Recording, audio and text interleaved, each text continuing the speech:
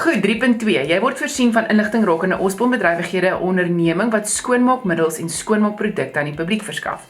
Die onderneming word besit deur Donnie Osborn en sy suster Marie. 3.2.1. Dit is die eerste vraag wat ons gaan doen.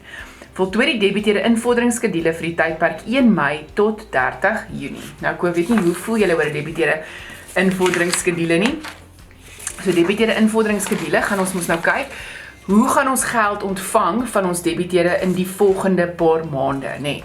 Nou onthou, die geld wat ons ontvang van die debiteerde moet alles die kredietverkope wees. So dis die eerste ding wat jy altyd met 'n debiteerde invorderingskedule moet onthou, is jy moet met die kredietverkope werk. So baie maal, dan gee hulle vir jou, soos in hierdie geval, gee hulle vir die totale verkope. So jy moet nou moet jy seker maak jy kry die kredietverkope. So die eerste ding wat hulle hier vir ons sê is, hier gee hulle vir ons die tydperk 1 Maart tot 30 Junie, gee hulle vir ons die verkope. Dit is die totale verkope. Maar ons is op soek na die kredietverkope en dit is 75% van alle verkope. So hoe gaan ek die kredietverkope kry? Ek gaan die verkope bedrag vat maal met 75%. So dis die eerste stap, want sonder die kredietverkope kan jy nie jou invordering van debiteerde bereken nie. So hulle het al die kredietverkope behalwe Junie sin vir jou bereken.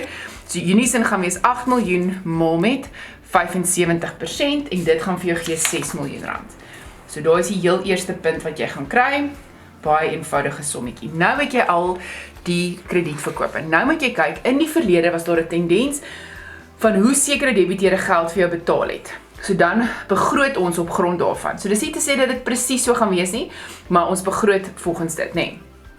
So 60% in die maand van die verkope, minus nog 'n ekstra 4% korting, nê. So hoe ons daai gaan doen is, ons gaan die bedrag maal met 60%, of ek sê gewoonlik sommer maal met 0,6, en dan maal met 0,96. Waar kom die 0,96 vandaan? Van daai 60% wat ons ontvang van die debiteerde, gaan slegs 96% van dit gaan ons ontvang, want 4% is afslag, nê. So 100% was die volle bedrag wat ons ontvang, en dan is daar 4% korting, so dit beteken ons ontvang net 96% van daardie bedrag. So onthou daai. So ons gaan sê maal met 0,6, maal met 0,96. Hoekom? Ons gaan net 96% van hierdie geld ontvang. Ons gaan nie die ander 4% ontvang nie, want dit is korting. Dan die tweede maand is 30%, so ons gaan die bedrag kredietverkope maal met 0,3. Dan die tweede maand is dit 8%, so ons gaan die bedrag maal met 0,08 en die res is oninbare. Nou inbare skulde kom nie in ons kontantbegroting nie, dit kom in die inkomste dit kom in die geprojekteerde inkomste staat. Dit is 'n uitgawe en dis hoekom dit nie hier inkom nie. Hierdie is ontvangstes wat ons fisies kontant ontvang. So kom ons gaan. Ons het nou die hoeveelhede, nou moet ons net kyk. Okay, so in Maart het ons 60% van Maart se begrote kredietverkope ontvang. In die maand na Maart, dis April, het ons 30% ontvang. En dan in die maand na April, die derde maand, 8%. Nou in Mei moet ons dit dan neerskryf. So daar het hulle klaar vir ons Mei sin bereken, nê. Goed, nou werk ons met April. In April 60%. In die maand na April, die maand wat volg op April, 30%. So nou gaan ek sê, daai bedrag maal met 0,3 en dan gaan ek kry 1,687,500. 2 maande na April, so dis April, Mei was die eerste maand na April en Junie is die tweede maand na April, die tweede maand na April, 8%. So daai bedrag maal met 0,08 en dit gaan vir my gee 'n bedrag van 450.000 wat ons van daai bedrag kredietverkope gaan ontvang in Junie. Mei maand se kredietverkope gaan ontvang word in Mei 60% maal met die 96 korting. So ek gaan sê daai bedrag maal met 0,6 wat die 60% is wat ons gaan ontvang van dit en dan maal met 96% of 0,96 want dit is die totaal wat ons gaan ontvang van daai bedrag wat ons gaan nie die korting ontvang nie, nê. En dit gaan vir my totaal gee in Mei wat ek ontvang van my debiteure van 3,391,200.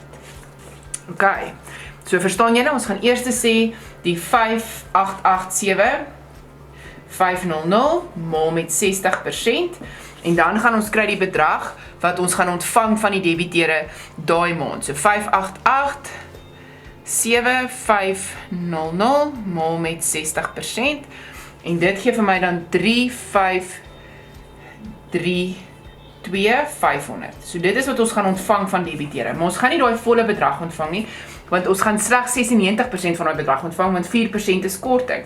So jy kan daai bedrag maal met 4% en dan die korting vat en dit daar aftrek. Of jy kan net sê daai bedrag maal 96% en dan gaan jy kry 3391200. In albei gevalle behoort jy dieselfde bedrag te kry, maar wat ook al vir jou die beste gaan werk.